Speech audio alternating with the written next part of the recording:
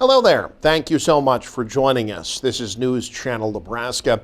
My name's Eric McKay. Let's take a look at our top headlines today. Beginning in central Nebraska, where a man already facing charges related to a shootout with Hastings police is now being accused of an almost 2-year-old murder. 35-year-old Anthony Madison of Osceola has been charged with first-degree murder related to the death of Jasmine Garnett of Columbus. Garnett's body was found in a Clay County field back in 2022. Her family has said Madison was the last one to see her alive. Madison's already housed at the Lincoln Regional Center. He had been ruled not competent to stand trial on charges related to a shootout with Hastings police. That shootout happened 10 days after Garnett was reported missing. He was ruled competent to stand trial on those charges just last month. Well, confirmed tornadoes in northeast Nebraska a week ago. Severe weather expected again this weekend. The peak season has arrived. Our Kyle Mathis spoke to an emergency manager to let you know how you can prepare. Severe weather is a constant threat during the spring and summer months in southeast Nebraska. As emergency manager of Jefferson and Saline counties, John McKee has seen his fair share of severe storms, including tornadoes. One thing he stresses, never go outside to try and see the storm for yourself. Go to the basement because I guarantee you there will be somebody that will have pictures that you can go online, you can see it. You know, we've got storm chasers out there. In your basement or shelter, McKee recommends some essential items. One of many things recommended to take with you or have in your tornado shelter, is a hard hat, football helmet, kids football helmet, a whistle, some water, some things to get by, because you might be down there for hours before our folks are able to get to you. But what if you don't have a basement? Majority of the time, the bathroom is the center room of your home. The center part, and that's where you want to be. Maybe you've got a neighbor that's got a basement that you can go to and have a few moments to get there. There are multiple outdoor warning sirens around Fairbury, including by the Runza and the Walmart, behind the Extension office downtown, by Union Bank and Trust, around that stoplight, and at Crystal Springs Campground, and here at the 47 building, right across the street from the intermediate schools and elementary schools. There are outdoor warning sirens to be heard. But although there are so many of them, they're not specifically made just for tornado or severe thunderstorms. So that's why they can't be heard sometimes inside. And again, don't totally depend on sirens to alert you to a tornado or a weather event. McKee recommends getting a weather alert radio, which alerts you about severe storms, tornadoes, and more. In Fairbury, Kyle Mathis, News Channel, Nebraska. Omaha Congressman Don Baker is a big backer of House Speaker Mike Johnson, and he's worried Johnson's time in the Speaker's chair is in jeopardy. Bacon told News Channel Nebraska he does not think Johnson is safe. Joe Jordan has our report. It also includes tough measures. House Speaker Mike Johnson recently talking up new aid to Ukraine. I've said it very simply. I'll say it once again.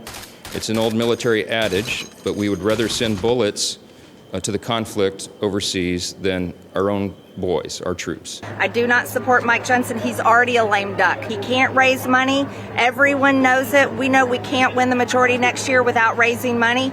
He can't be Speaker. He doesn't have the vote. Congressman, is Speaker of the House Johnson safe? Marjorie Taylor Greene says he's not.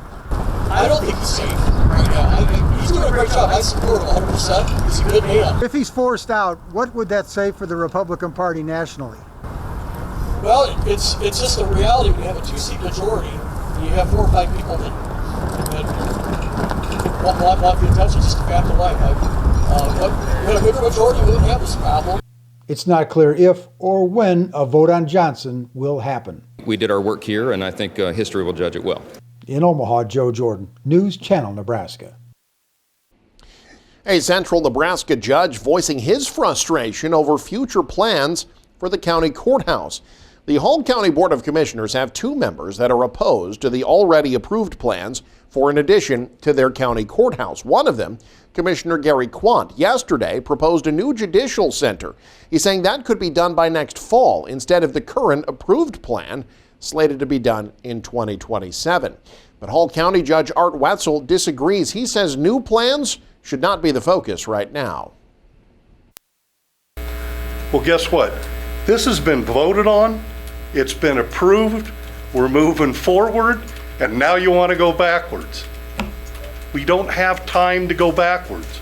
You have had 10 years to come up with something. We proposed this in 2014. We told you this day was coming, and you did nothing.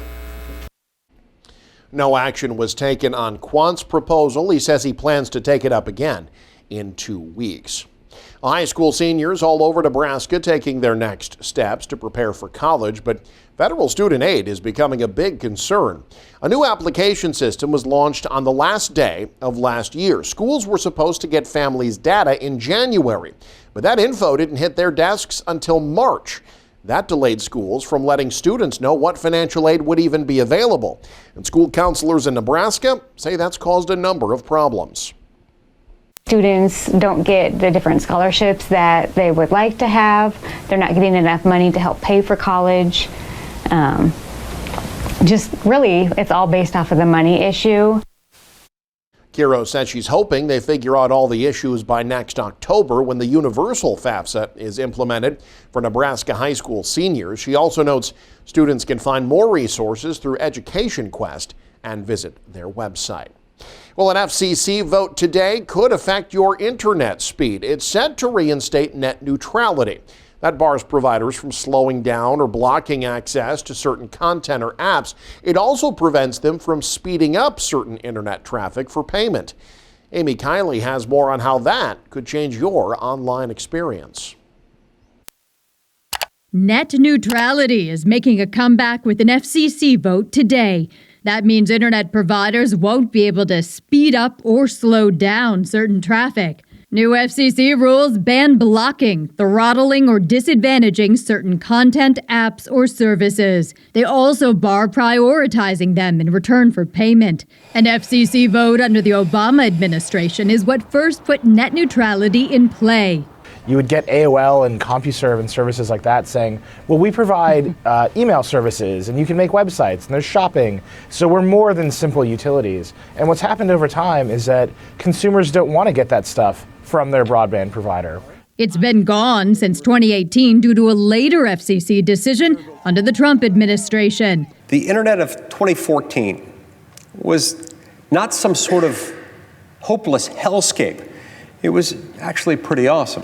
This time around, the FCC is taking into account modern use of smartphones and other devices. But the basic debate is the same. Advocates for net neutrality say they want a free and open internet. Opponents argue that's bad for businesses and consumers.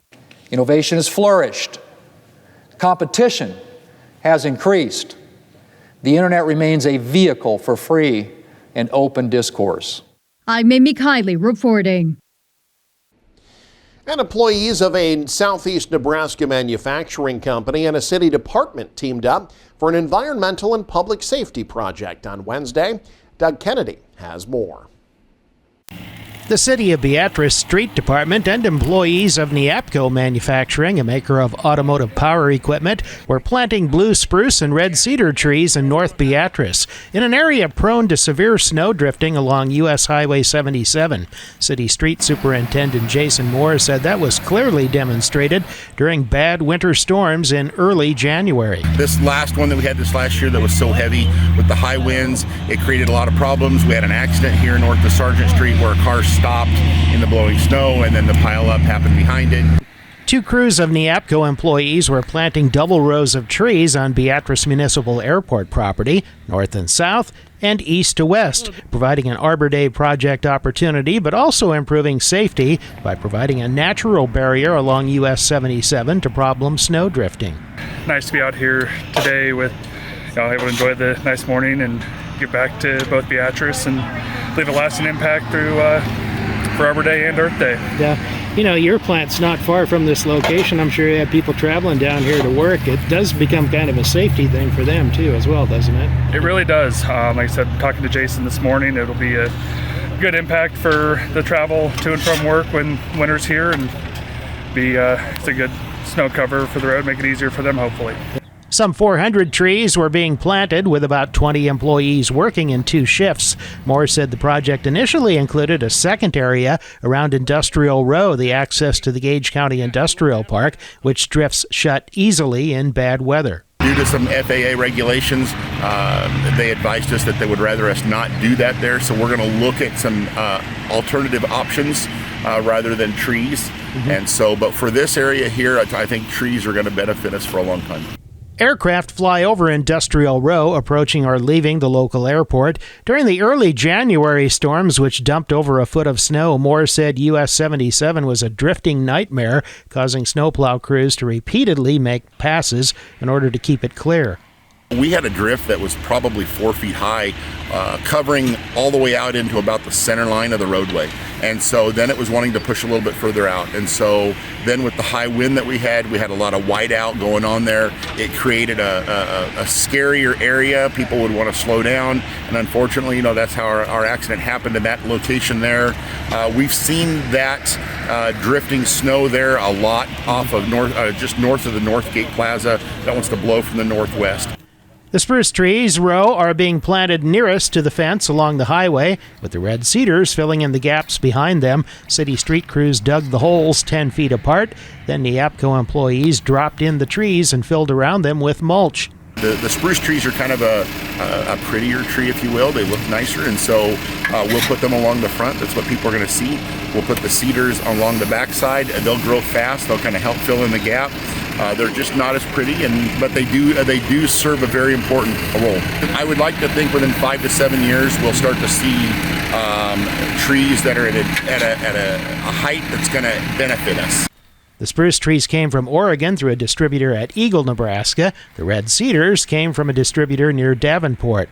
Since the planting won't take place along Industrial Row, some of the trees will be used to provide a windbreak and visual screening at a new landfill to be built southwest of Beatrice. From Beatrice for News Channel Nebraska, I'm Doug Kennedy.